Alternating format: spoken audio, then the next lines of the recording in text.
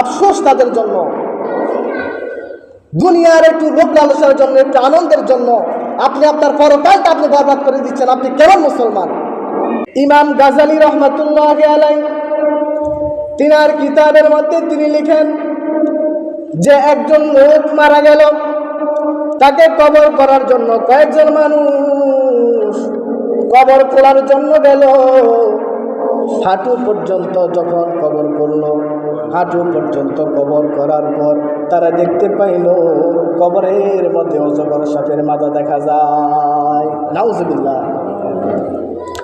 তারা সকলে সেখান থেকে দৌড়ে পালালো, তারা সেখান থেকে দৌড় দিয়ে পালালো এবং এই জায়গা থেকে অন্য জায়গার মধ্যে গিয়ে তারা কবর করতে লাগলো। ওই জায়গার মধ্যে কবর যখন কবর পর্যন্ত কবর করলো, সেই জায়গার মধ্যে তারা দেখতে পাইলো অজগর সাপের পিঠ দেখা যায়। কি দেখা যায়? পিঠ দেখা। এক জায়গায় দেখছে মাথা, আর এক জায়গায় দেখছে কি অজগর সাপের পিঠ।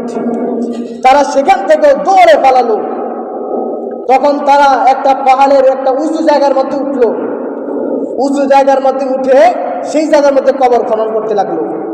কবর খনন করতে করতে দেখতে পাইলেন সেই জায়গার মধ্যে অজগর সাপ দেখা যায়।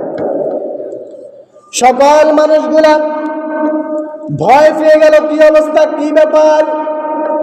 এই লোকটার জন্য যেই জায়গায় কবর করি সেই জায়গার মধ্যেই তো সাপ দেখা যায়। তখন তারা সকলে হযরত ইমাম গাজালি রহমাতুল্লাহি আলাইহির কাছে গেল, এই অবস্থা, যেখানে কবর করে সেই জায়গার মধ্যেই সাপ দেখা যায়, আমরা কি করব? ইমাম গাজালি রহমাতুল্লাহি আলাইহি তিনি বলেন, এই লোকটা দুনিয়ার জমিনের মধ্যে কি করত?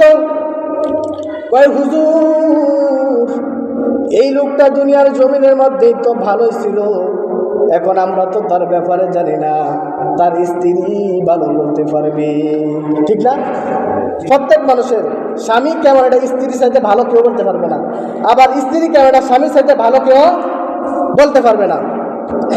তখন স্ত্রীর কাছে গেল, স্ত্রীর কাছে গিয়ে স্ত্রীকে বলল, আপনার স্বামী দুনিয়ার জমিনের মধ্যে কি করতো, কি করেছে?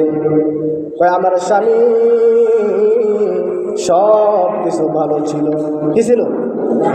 সব কিছু ভালো ছিল, তবে দুইটা কাজ আমার স্বামীর বড় খারাপ ছিল। কি কি?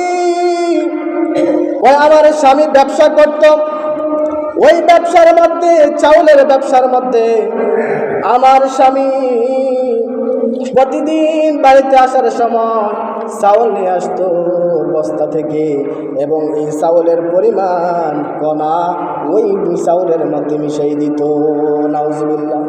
দোকানের বস্তা থেকে চাউল নিয়ে আসতো, আর কিছু এই পরিমাণ বালু কণা এগুলা চাউলের সাথে কি মিশ্রিত করে দিত, যার কারণে তার কবরের মধ্যে অবস্থা। আরেকটা কি?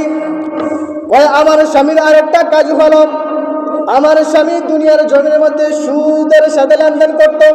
কিসের সুদী? আসেনি বড় সরকার আছে, বহুত আছে, আমি শুনছি অনেকের, শুনেছি অনেকে। আহা, আফসোস তাদের জন্য। দুনিয়ার একটু লোক লালসার জন্য, একটু আনন্দের জন্য আপনি আপনার পরকালটা আপনি বরবাদ করে দিচ্ছেন। আপনি কেমন মুসলমান? তখন স্ত্রী বলে, আমার স্বামী সুদের সাথে লেনদেন করতো, সুদের টাকা দিত, মানুষদের কাছ থেকে লাভে টাকা পাইতো।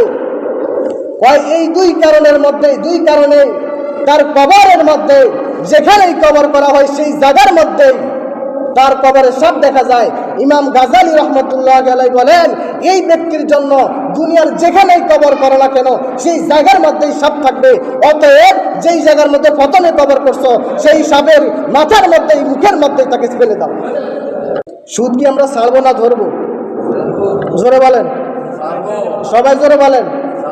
আমরা সকলে সুদ থেকে, অন্যায় থেকে, জুলুম থেকে নিজেকে বাঁচিয়ে রাখার চেষ্টা করব। যদি পরকালে যদি ভালো থাকতে চান, কবরের মধ্যে যদি মুনকার নাকিরের প্রশ্নের জবাব যদি আমরা দিতে চাই, যদি জাহান্নামের সাথে যদি কানেকশন না করতে চাই, তাহলে আমরা অবশ্যই দুনিয়ার জমিনের মধ্যে অন্যায় আমাদেরকে ছাড়তে হবে। সুদের সর্বনিম্ন যে কাজ সেটা হচ্ছে খানায় কাবার ভিতরে মায়ের সাথে জিনা করার সমান। কিসের সাথে? তাও খানায় কাবার ভিতরে। খানায় কাবা যেখানে হাজিরা হজ করে, হাজরে আসওয়াদ পাথরের মধ্যে যদি কোনো বান্দা চুমা দেয়, গুনাহ কি মাফ হয়ে যায়।